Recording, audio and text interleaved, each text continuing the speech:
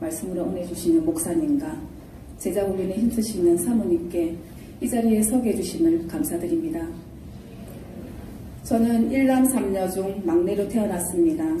저희 집안은 제사가 많은 집안이라 명절을 합쳐서 제사가 6, 7번 정도 된 것 같습니다. 할아버지와 아버지는 형제가 많으셔서 사촌의 친척분들까지 오시면 한 20명에서 30명은 된 것 같습니다. 제사가 있는 달이면 어머니는 2박 3일을 꼬박 세워서 음식 준비를 해야 했고, 언니 오빠는 모두 공부하느라 바빴고, 자연스럽게 막내인 제가 늘 어머니 옆에서 심부름을 했습니다. 그래서 저는 어머니 옆에서 제사 음식 하는 법, 상회 음식을 놓는 순서, 절하는 방법 등 모두 자연스럽게 배웠습니다. 어머니는 신실한 불교 신자여서 한 달에 초하루, 보름 등 2~3번은 절에 가시는 것 같았고, 어머니는 절에 가시는 날이면 꼭 저를 데리고 다니셨는데, 그래서 저는 당연하게 자연스럽게 불교에 익숙했습니다.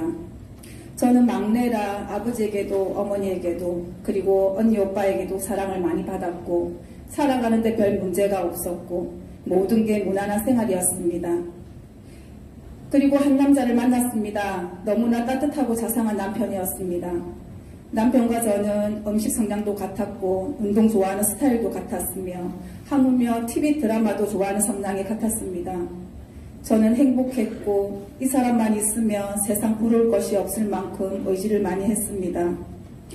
자상하고 항상 내 편이 되어주는 남편과 이쁜 딸과 착한 아들과 이 행복이 영원할 줄 알았습니다.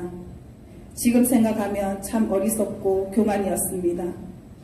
어느 날 감기 한 번 걸리지 않고 건강한 남편이 계속되는 두통과 허리 통증에 병원을 찾게 되었는데 동네 병원 의사가 큰 병원으로 가라 하더군요. 그래서 종합병원으로 가서 검사를 받았습니다. 의사는 조심스럽게 이야기를 했습니다. 폐암 사기에 머리로 전이가 된 상태라고. 하늘이 무너지는 것 같았습니다. 드라마에서 보는 그런 장면이 남의 일처럼 생각한 것이 나에게 일어났습니다. 어제까지 건강하여서 드라마를 보며 하하호호 했던 사람이 오늘은 시한부 인생으로 바뀌었습니다. 앞이 캄캄했고 태어나서 처음으로 죽음의 공포를 느꼈습니다. 오진일 거라고, 아니라고, 부산에 있는 의료진을 믿을 수가 없다고 부랴부랴 서울로 올라갔습니다. 서울 상선병원에서 다시 검사를 다 하였고 역시 같은 결과였습니다. 처음에는 의사에게 매달렸습니다. 의사를 신으로 생각할 만큼 매달렸지만 현실은 냉정하더군요. 현대의학에서 할 수 있는 방법은 다 한 것 같습니다. 암정보 공유를 하는 사이트는 다 가입해서 알아보고 양약에 한방치료에 민간요법에 자연치료까지 할 수 있는 모든 방법은 다 한 것 같습니다.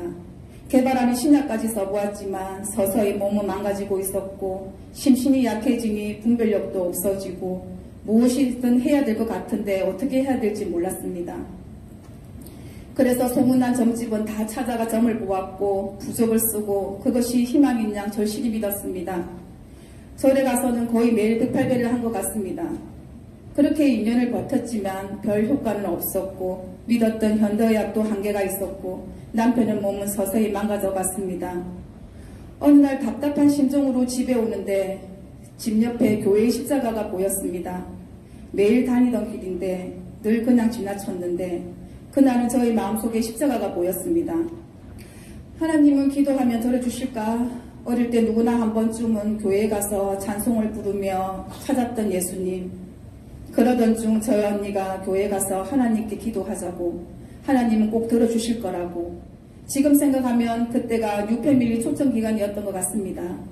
그래서 정말 지푸라기라도 잡는 심정으로 명성교회 문턱을 넘었습니다. 처음 교회 문을 들어오는데 가슴이 벅찼습니다. 남편이 암 판정을 받은 이후 남편과 저는 한 번도 서로 보는 앞에서 울지 않았습니다.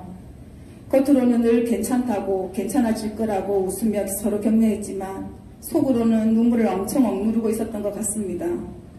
처음 명성교회에 와서 엄청 울었습니다. 참았던 그 누구에도 보여줄 수 없었던 눈물을 다 쏟은 것 같습니다.